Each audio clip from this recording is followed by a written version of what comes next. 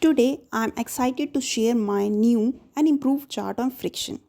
If you remember, my earlier chart wasn't as clear, so I have created a new, more detailed version to help you understand better.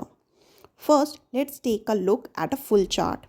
This chart covers everything you need to know about friction, including its definition, types, and example. To make it easier to understand, I'm going to break down the chart into two parts. Show the first part of the chart, and then I show the next part of my chart. Here you can see the step by step how I can draw.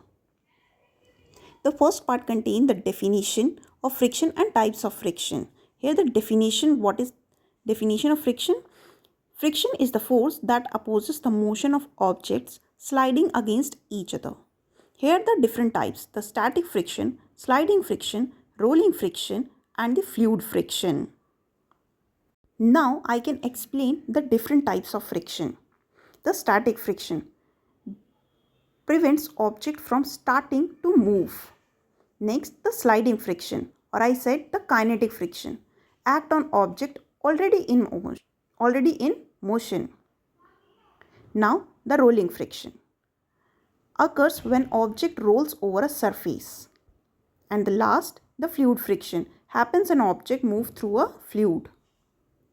Now I can show the different examples of the friction. Here you can see the static friction examples. I can give you the 3 examples. If you want to write only 2 examples in your chart, so it's up to you. Okay. Here the example, like you can see the pushing a heavy furniture. Second, the park the car on a hill. Third, holding a book. Now you can see the example of sliding friction.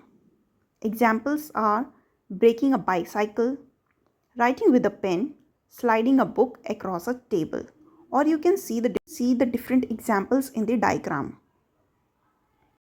Now the examples of rolling friction.